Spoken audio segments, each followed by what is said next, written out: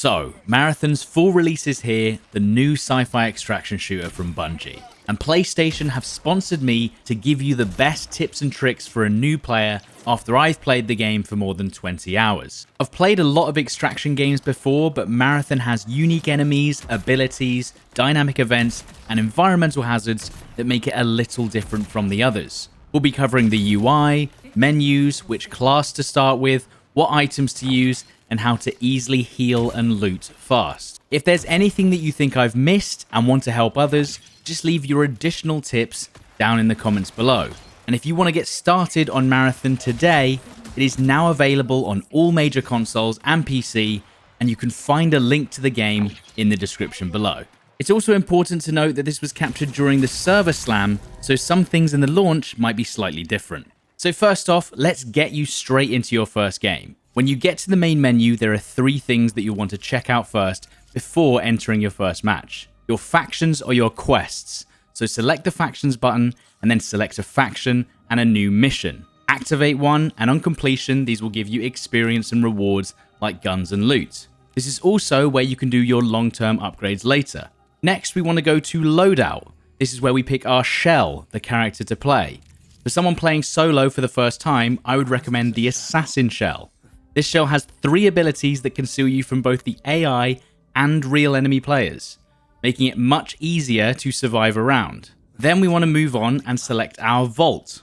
This is where all our items are stored, and it's also where we can prepare our character for a run. When you first start Marathon, you should have a couple of items here, and you should have access to basic guns like any of the SMGs or the double barrel shotgun. I would use a pistol as a last resort. You can select these guns and move them to your inventory. Next, we should check if we have a shield in our inventory, and you can sort your vault items using the tabs. Now we need health and shield recovery.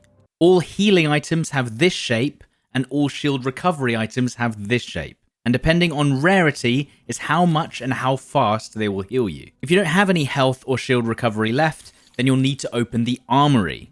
This is basically the shop where you can buy items from any faction in the game. On this first page with Cyber Acme, you can easily buy all the health, shield recovery, and ammo types you will ever need. For every raid, I would recommend at least 3 stacks of ammo for the weapon that you pick, and the ammo type required will be shown in the bottom corner of the icon of the gun. You should have some ammo in your inventory to start, but if you don't, you can easily buy some from the armory.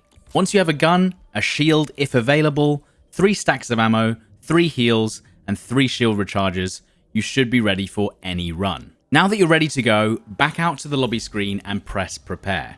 This will take you to pick which area you'd like to play in, and your first quests are likely to be in the perimeter area, and you'll have hopefully picked a contract mission earlier that requires you to go there. If you want to go in solo, make sure to select crew and solo. If you want to be match made into a group, then select crew and fill. Press ready and then run, and you'll get loaded into your match of choice. The very first thing you want to do is check your map for where you've spawned. When you open the map menu, you can look at where you want to go, and more importantly, check your active contract by running through the tabs. On the contract tab, if you hover over an objective, it will give you more detailed information on how to complete it. And you can also hover over items and they'll tell you where to find them. Although I don't do it here, you can use your ping button on the map to give yourself a 3D marker to follow. Now this is a staple in extraction games, but when traversing any extraction map, we want to travel along the edges. This guarantees that we can only be flanked from the center of the map, as the edges of the map usually have less sight lines and out of bounds areas. Whenever we want to cover large distances in Marathon, you will always want to switch to your knife to run faster and use less stamina. Stamina management is extremely important in Marathon. It's imperative that you never let your stamina go completely red. If you accidentally use all your stamina, then you cannot sprint for more than 10 seconds. However, you can speed up stamina recovery by crouching for a while, and it will return to normal. Also, don't forget that when you run through water or get rained on or going downhill, stamina use is massively reduced, and you'll see this icon in your stamina bar. Only bring up your gun when you reach a point of interest or know that enemies are nearby. And when looting, try and prioritize items that are green, blue, and purple. White items are usually common and not worth as much. When moving around the map, watch out for environmental hazards like gas, nests, or claymores. They're usually highlighted red and have a vibrant color. And if you do take damage, now's the time to use our healing items. If you have the necessary healing items equipped, the best part is you just need to press your consumable menu once to activate the Smart Heal system. This will be up on your D-pad or simply the number 4 on keyboard. This automatically selects the best consumable to either fix your shields or health. Simply keep pressing the Smart Heal button until you've recovered. If you wanted to pick specific consumables, then hold down the consumable menu.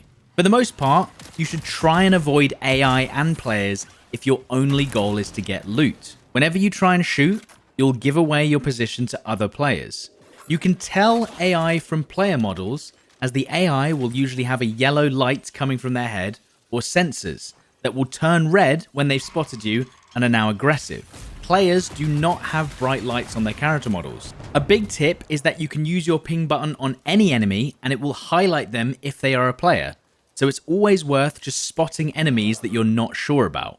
When you shoot at a player or AI, it will come up with a hit marker that shows the armor that they're using. White means basic armor, green means better armor, going up in stages, blue, purple, then gold.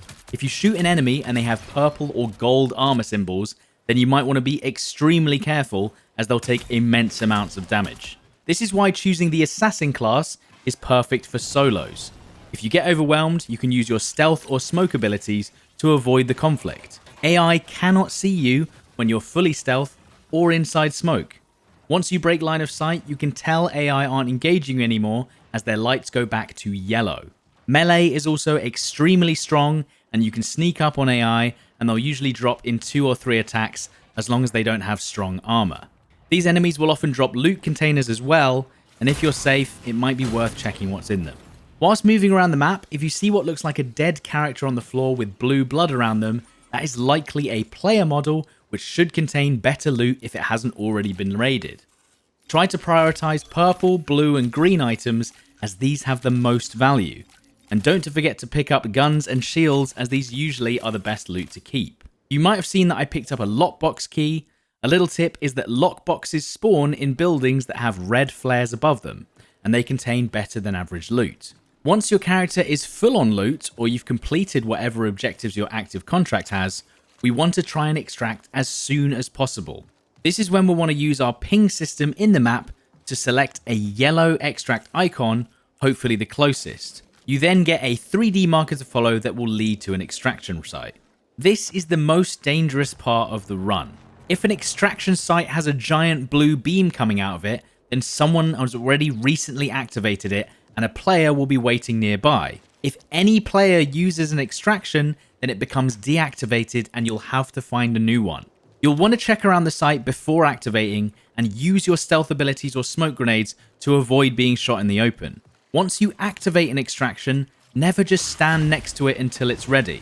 Go and find a place to hide nearby until it activates.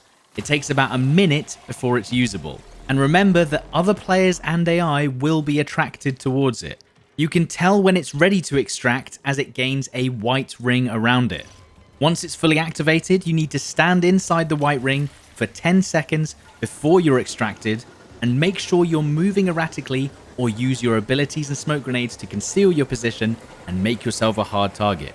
If you manage to survive the full 10 seconds or even in a down state, well done. You've just survived your first run of Marathon. Go to your factions page and hand in your contracts.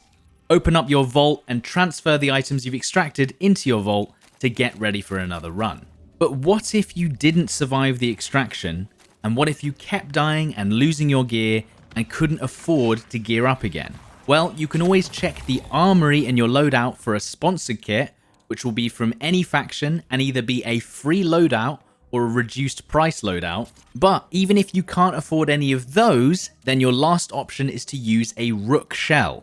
Go to your loadout, shell select, and select the blank Rook on the end. This shell has a basic loadout, basic abilities, and when you load into any match, you'll appear not at the beginning of the run, but near the end. You'll only have very light weapons to use and minimal healing, so avoiding players and AI is a must as this character.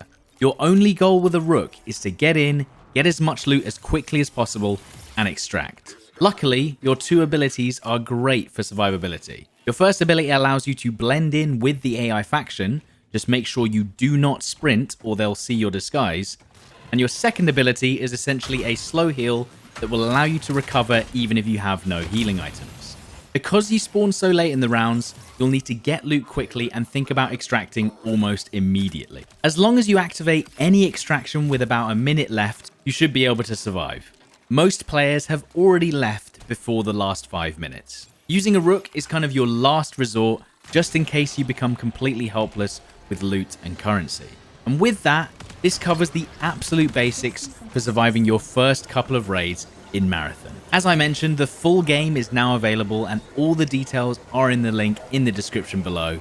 And if this helped you, then please leave a like and consider subscribing, as I'll be playing Marathon for a while after launch. Thanks for watching, and I'll see you in the next one. Cheers.